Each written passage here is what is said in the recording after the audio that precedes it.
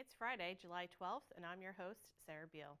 On today's show, we learn about the unconfirmed shark sightings this week in Hyannis, future problem solvers at Barnstable United Elementary School working to find solutions, and Planning and Development Director Elizabeth Jenkins joins us to discuss the Municipal Vulnerability Preparedness Program. But first, let's start with some news you can use. Learn to Play Hockey, the Boston Bruins Learn to Play Hockey program is coming back to the HYCC this fall. Program registration opened this week. To learn more about this program, we went out on the ice to find out just how this program came to be here in Barnstable.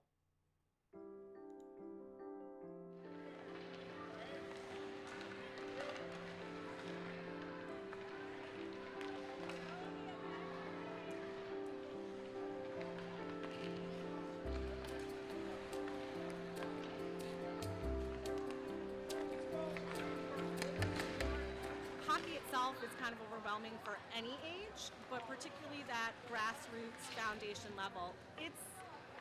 It's a lot to absorb and a lot to look at. And so Chris Fry's amazing. Absolutely, let's do it. Whatever you need, let's get this done.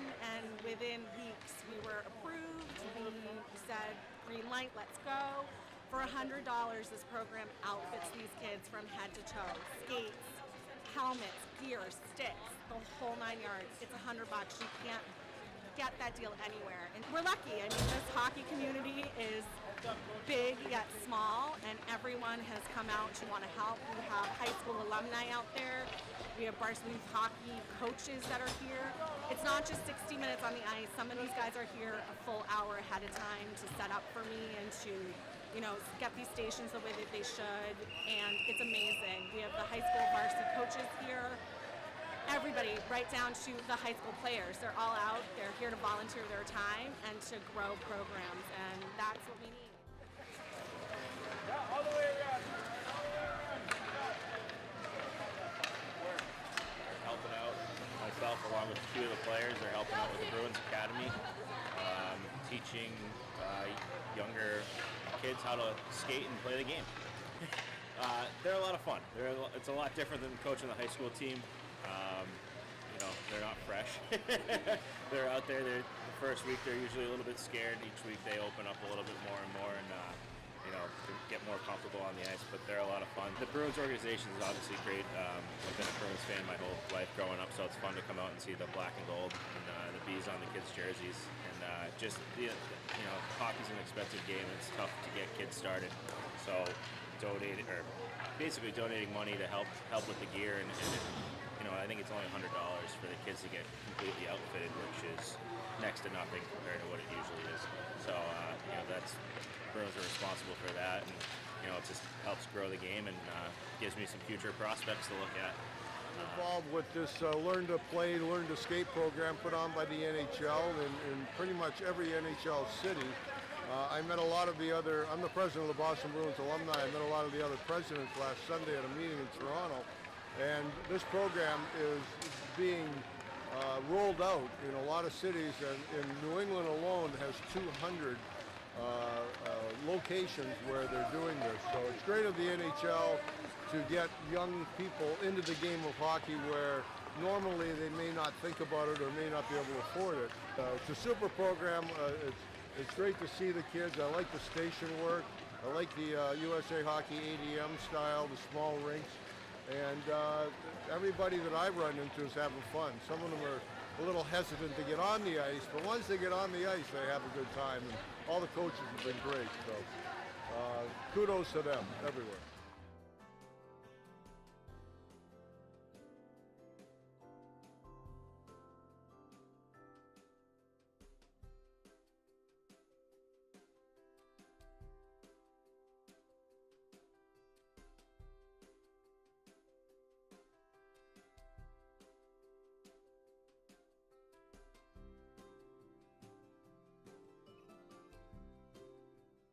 If you're interested in finding out more and signing your child up for this program, please visit www.bostonbruins.com/learn-to-play. Harbormaster Derek Lawson and Tim McGrath, Aquatic Supervisor, join us in studio to discuss some recent unconfirmed shark sightings in Lewis Bay. Dispelling myths about sharks. There have been unconfirmed sightings in Lewis Bay. With me today Assistant Harbor Master Derek Lawson and Aquatics Program Director Tim McGrath for our beaches. We want to make sure that everybody understands that they were unconfirmed sightings. Derek, tell us what happened out on Lewis Bay this week. Sure. On July 5th, we had 2 unconfirmed sightings. One was at 5 a.m. off the Fish Hills area of Hyannis Inner Harbor. An experienced angler from Chatham who fishes down there quite often and sees white sharks down there came off the water, and I had a conversation with him. It was a pretty credible sighting. He knows what he's looking at, and again, that was at 5 a.m. We had another sighting at 6:45 p.m. in the same area. A gentleman from Yarmouth who has been boating in Lewis Bay for about 16 years was coming back into dock and saw what he thought was a shark. Didn't know the type of shark, but claimed it was about 6 to 8 feet. Okay. So when people are out there boating and they see these sightings, what's the protocol for a boater to get that information to the proper authorities? Sure. They should contact the harbor master immediately. If they're close by to a swimming area, they should tell the lifeguards and tell folks that are in the water to get out of the water. And once they tell the harbor master, we have a protocol here in the town of Barnstable where we have to make a number of notifications to let other folks know as well. Right, and those agencies include the police department and fire departments? Correct. Police department, fire department, rec department. We also, with sharing Lewis Bay with Yarmouth, we notify Yarmouth harbor master, which in return contact their rec department. Right. So the changing habitat with warming waters, what are we seeing in Lewis Bay that might be attracting the great white? Sure. Well, we know that some of what they eat, seals. Right. And we have been seeing a lot more seals on the south side this spring and this summer. Okay. So the habitat's good out there for the fish, for the seals, and perhaps the sharks as well. Right. And Tim, we have a lot of beaches on the south side. We've seen a little bit over in the Cape Cod Bay last year. We had a sighting or 2 of unconfirmed over on the Sandy Neck side. Tell us what the protocol is for your lifeguards once you see any animal in the water. Right. So, like you said, any animal, we clear the water for 30 minutes, and we contact the harbor master. So, our main objective is to keep everybody calm and keep everybody safe. So, we clear the water, and then we leave it up to people that can identify Right. And when we talk about some shark safety as well, there's specific times of the day that they're more active. You were talking 5 a.m. and 6:45 p.m. What's that significance about being in the water as a swimmer? Like I said, our main goal is safety. Right. So our lifeguards are at the beach from 9 to 5. So from 9 to 5, they are watching for everything from people following the rules to anything that might enter our swim areas. Like I said, we're focused on safety, and that's what we're doing. Right, and for boating as well? Well, along those lines, they do ask folks not to swim in the morning hours or at dusk, and obviously not near seals. Boating-wise, if anybody sees a shark within a half a mile of a beach, that's when we really need to be notified and get folks up on the beach notified. Half a mile away, then just notify the harbor masters, and then we can get out there and try to take a look for it. Right. And let's just give folks who might be visitors to our area a little bit of understanding of Lewis Bay and then where the beaches are in kind of relation to that. So Lewis Bay is really Yarmouth, Hyannis Harbor area? That's correct. There's a Hyannis Inner Harbor, and once you get out of the Inner Harbor, you enter a small area called Fish Hills, and then you're in Lewis Bay, which we share with Yarmouth, and then you get out into Hyannis Port. Okay. And then coming up from Hyannisport, what beaches are affected from that area in the south side? So in Lewis Bay, we have Veterans Beach and Calmus Beach, which Calmus Beach has one inside Lewis Bay and then one outside into Nantucket Sound. So follow that along to Keys Beach, and then Colville's, Craigville, Douses, and then all the way down to Katua we have Loop. Okay, so again, unconfirmed sighting, and if you are a boater and you do believe that you've seen a shark, do you have some VHS? Yeah, we monitor channel 13 and 16 while we're out there on the water. You can hail us at any time. You can give us a call at our office, and we'll be out there looking. And same folks on the beach, what should they do? If they just notify a lifeguard, and then we can pass the message along to the harbor master. Excellent. That's all we ask. Thank you. All right, thank you, Paul. Thank you.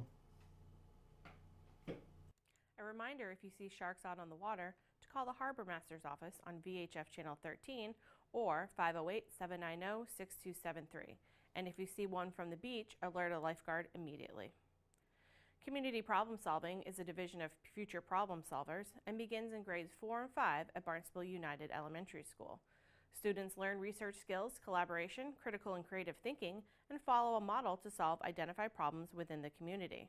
Our Channel 18 interns Olivia Morrow and Aidan O'Connell produced this segment spotlighting some of the work these groups have accomplished in our community this year. Future problem solving is part of the Gateway program through Barnstable Public Schools, and the mission of Gateway is to support all students through talent development and to challenge and encourage students who are academically gifted and creative through their work. My definition of a problem solver is probably someone who makes the world a better place, I guess, and solves the problems the world has. I think a problem solver is someone who's able to think of the problem and figure out a way to solve it. The teachers take more advanced kids and they put them in the gateways, and Future Problem Solvers is one of the gateways.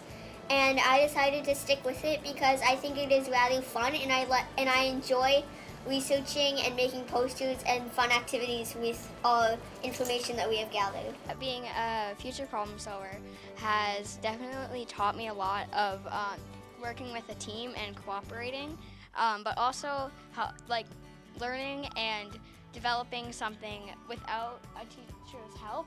I understand the smaller problems in our community and across the whole world. You have to understand if the problem is important to where you live and how to solve it with what you have around you.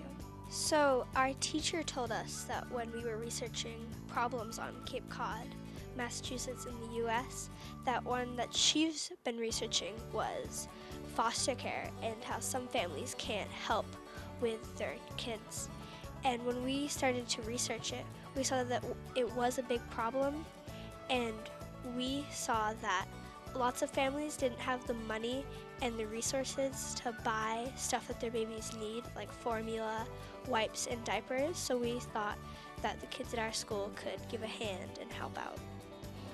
We all decided to do whales and turtles because at the very beginning of the year, we did this idea web, and I think one of the ideas was endangered species, and so we were looking at species that were endangered, and we came across right whales and Kempster lacy turtles. We chose this problem because it's something that we can connect to, because living on Cape Cod we do see a good amount of pipe and plovers, and we've never really thought of them as much, but after this we know that that's an endangered bird and we have to work to protect them. We started this project about ocean pollution, and it's supposed to be so we use water bottles so they don't end up in the ocean or as a waste for animals or anything. We're using them to make gardens, and we're gonna hang them outside in our school courtyard. And we're gonna, kids in our pod class and in our class are gonna make them. It would also be a nice addition to the school to make it look nicer, and it's just good for the environment. I've been just so impressed by all of the kids. They're so poised and they're so talented, and they have such drive and determination and such good hearts, and they really want to help the community in any way that they can, and they're so supportive of one another and really work well as a team, and that teamwork aspect of it is so important to them. It's really been a pleasure to see. Being a future problem solver has helped me understand the little problems in the world that even us kids could fix with just some simple researching and making people aware of the problem. And it makes us feel good that we can help other people, even though we're only 11. You meet new people, like there are other people in our FPS group other than us, and we got to meet other people we've never met before. We would be helping the world and making the world a better planet. Being in team is really fun, And if you get to make something that's only yours and you're probably the only one that has made it, it's really fun to know that, and you learn a lot about team effort. I really think it's been fun.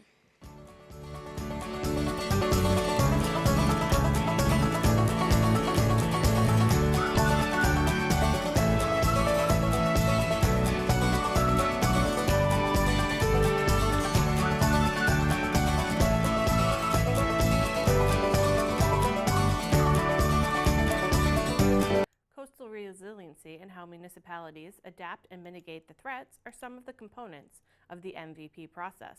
Elizabeth Jenkins, Director of Planning and Development, has an update to the town status and highlights some of the priorities in the MVP report.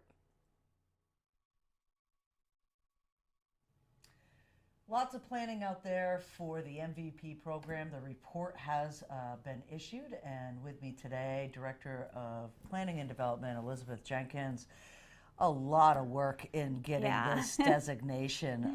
Congratulations for getting that report out there and coordinating all of the stakeholders that really needed to be involved in this process. So give us an update. Great. So Municipal Vulnerability Preparedness Program, just a very quick recap. I know we've talked about it a few times, was a state program to engage communities around climate resilience planning. So, you know, particularly in Barnstable, focused on issues of coastal resiliency, but really anything relative to natural hazard planning. So we contracted with the Cape Cod Commission, who has been a great partner with us in all sorts of resiliency planning in the past and hopefully in the future, to conduct a large one-day community workshop to really look at what are our strengths, what are our challenges, and what actions should we be pursuing as a community to move forward to make ourselves more resilient.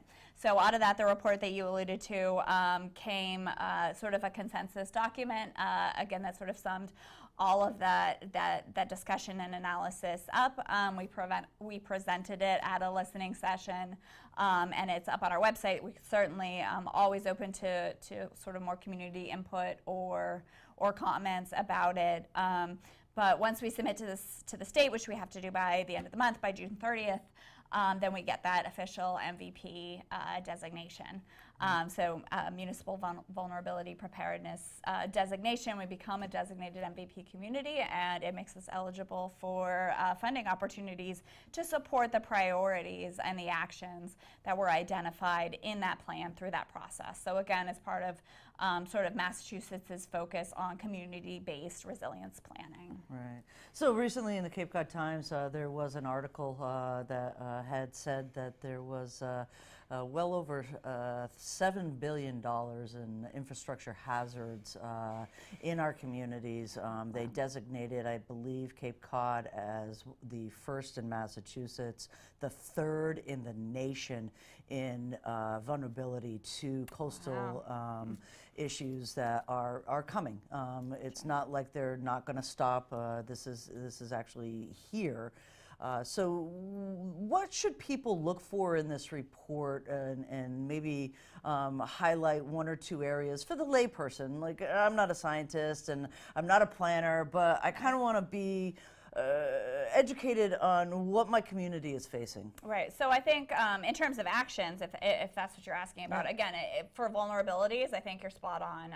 Again, these sort of issues of coastal resilience, so things like flooding and storm surge and erosion that are again really impacting the way we live and we relate to the coast, and more and more so on a daily basis. So recommendations we see that came out of this group, really I think there were 5 or 6, but I think you can put them into 3 categories.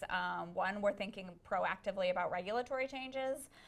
What do we do with development that's in the floodplain right now in terms of making that more resilient, and how do we look forward to the future to sort of think about what additional development may or may not be appropriate to put in that floodplain. So sort of regulatory changes, kind of area-specific studies. We all know we have places with high levels of vulnerability right now, places like Sandy Neck and Millway that each sort of have their own very unique mix of challenges relative to coastal erosion and storm surge that are affecting individual property owners, affecting our recreational resources. Let's sort of figure out, how do we build consensus around solutions, or how do we get a better technical understanding of what infrastructure investments may be necessary to promote resilience. So those were kind of the place-based scenarios. And then the last one was really, again, thinking proactively about land acquisition. So Cape Cod is, we're sort of a giant peninsula out in the ocean, and we change and we evolve. I mean, we live on shifting sands that do not stay the same. And I think that's, where you really see the tension between coastal resiliency and development, is because we've sort of gotten in the way of that those natural processes. Things, again, like, as we build revetments and seawalls, it prevents, sand from going where it needs to go, as we develop next to our marshes, because they have beautiful views, those salt marshes can't migrate anymore. So where do we need to think about making strategic land acquisitions to allow those natural processes to happen in the future, and again, sort of reduce that tension between development and infrastructure and coastal changes. So those are some of the sort of big and exciting recommendations that came out of that. And I had come in at the tail end of that stakeholder, one of the stakeholder meetings, and what had kind of piqued my interest was that people were ranking priorities. Does that report have some of that priority ranking? Right, so those sort of three things that I just covered were things that were ranked the highest by individuals in the group in terms of actions that we needed to move forward. So we had a lot of other actions sort of under that, especially those related to response and how do we treat our emergency shelters and addressing low-lying infrastructure. I mean, there were, I would say, dozens of different actions, but sort of those in those three categories were ones that rose to the top and were prioritized by the group as a whole. Right, so the report is out. You're going to send in the designation for certification.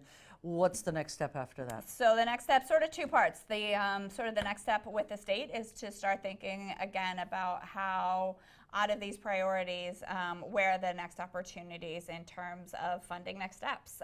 So working with staff and our community partners that have been involved to identify specific projects and go after funding for those projects so we can start to see change. On the local level, we also have been using this process to help complete our hazard mitigation planning process. So this is a sort of another planning requirement of the state, more focused on the area of mitigation. So mitigation and sort of the whole, when you think about how communities relate to natural disasters, it's, what do we do? What can we do on a sunny day to make ourselves more, more resilient, reduce our vulnerability, keep our people safer, keep our infrastructure safer, so it sort of focuses around those planning activities, those what I like to call sunny day planning activities. So we have to have a plan for the state that actually gets certified by FEMA as well, the Federal Emergency Management Agency as well.